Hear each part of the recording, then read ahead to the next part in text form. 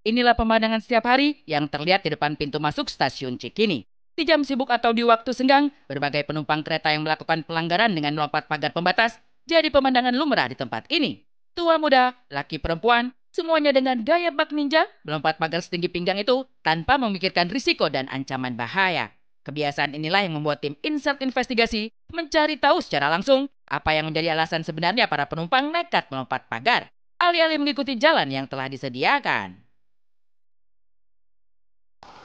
Pengen cepet aja. Jalannya jauh. Iya, jauh muter. Pernah sempat muter. Cuma karena banyak yang manjat jadi ikutan. Kaget banget sih ya, kaget banget sih. Soalnya kan gerbangnya tinggi ya. Ternyata ya bisa-bisa aja sih. Muter nggak pernah sih, biar cepet aja. Sehari-hari ya. Soalnya emang lebih cepat ke sini daripada muter, jadinya manjat. Cepat sih, terus ternyata gampang juga sih. Buat apa sih gitu, kayak kenapa sih harus manjat-manjat gitu. Tak dipungkiri, nyaris sebagian besar pengguna kereta selalu melompat pagar pembatas. Mereka mengaku tak ingin terlambat, apalagi ketinggalan kereta. Sementara di sisi lain, pintu masuk yang jauh dan terpisah dari area turun penumpang seringkali membuat pejalan kaki terpaksa mencari jalan pintas. Sayangnya, jalan yang tersedia untuk pejalan kaki justru dirasa terlalu jauh memutar, bahkan dianggap menguras waktu dan tenaga. Lantas, bagaimana tanggapan pihak KRL mengenai keberadaan pagar pembatas tersebut yang sering dilompati penumpang? Dan seperti apa juga manfaat dari keberadaan pagar tersebut? Memang itu kenapa kita bikin pagar, karena memang untuk penataan, agar penumpang yang mau keluar dan masuk stasiun itu tetap rapi, jadi nggak semrawut. Kenapa kita harus lebih jauh? Ya karena penataan itu ya buat di depan jalan itu tidak macet. Kalau kita balik flashback dulu, Cikini kan tahu sendiri ya Mbak. Banyak UMKM kalau misalnya parcel setiap Lebaran, Natal itu paling banyak di sana kan. UMKM yang mana ketika dibuka sejalur sepanjang itu, otomatis kan orang bisa nyebrang dimanapun gitu ya. Jadi stasiun akan terlihat macet, dulu macet sekali. Jujur aku nggak pernah ya, buat kepikiran buat manjat pun aku nggak pernah. Cuman kalau menurut pandangan aku kayak buat apa gitu. Kalau kita masih sehat kita bisa jalan, cari jalan lain gitu sih. Harapannya, jadi kalau misalkan untuk putar baliknya jangan terlalu jauh karena emang bener-bener jauh banget sih. Di ujung sebelah kanan kan ya, atau di ujung sebelah kiri, bener-bener ujung jauh banget gitu. Jadi lebih baik sih apa dihilangin juga bisa aja sih menurut aku. Iya betul, atau enggak dibuka dikit.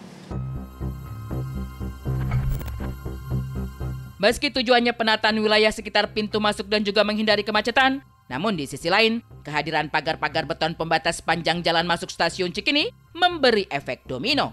Selain menimbulkan banyak pelanggaran, aksi para penumpang yang meloncat pagar pun dianggap sangat berisiko, bahkan bisa mengancam keselamatan.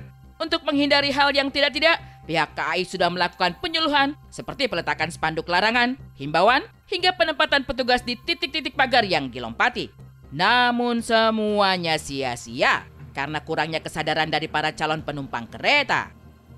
Sebenarnya bahaya, apalagi kalau lagi hujan ya, kayak sekarang takutnya kan licin. Bahaya sih, apalagi kan kalau misalnya lagi jalanan lagi rame ya, pasti bahaya banget sih. Iya. Banyak anak kecil sama orang tuanya. Aku sih nggak tahu jujur ada larangan itu karena emang ngikutin teman-teman aja sih. Jadi memang petugas kita saat ini akan kembali aktif gitu ya. Sebelumnya ya ada sih petugas di situ, tapi kan standby untuk menghalau agar penumpang tidak lompat dari pagar. Jadi mungkin harus lebih ditingkatkan lagi kali ya, ditingkatkan lagi agar penumpang nggak loncat. Karena ini kan yang pertama itu keselamatan sekali. Kita kan nggak tahu tiba-tiba motor atau mobil lewat dengan kecepatan tinggi kan itu berbahaya. Nanti kita akan pasang kembali. Selain itu juga kita akan menggalakkan kembali kepada petugas-petugas kita untuk standby di situ. Tapi kan ini budaya ya. Bagaimana masyarakat kalau dari kita sebagai operator untuk mengajak penumpang tertib gitu kan, rapi, tetap menjaga keselamatan. Tapi kalau dari penumpangnya sendiri masih melanggar aturan, apakah kita harus pakai kekerasan gitu kan? Enggak juga kan? Ya. Melihat semakin marak pelanggaran melompat pagar, tak ayal seruan untuk KAI membuka pembatas pagar dengan memberi akses masuk yang lebih mudah dan cepat, kian lantang terdengar dari para penumpang kereta. Lantas, bagaimana sikap KAI? Apakah membuka pagar pembatas adalah solusi? Ataukah justru memicu masalah baru?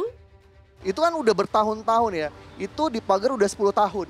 Kalau untuk membuka, kita harus berkoordinasi dengan Pemprov DKI, dengan Dinas Perhubungan. Karena ini kan urusannya jalan itu bukan punya KAI loh.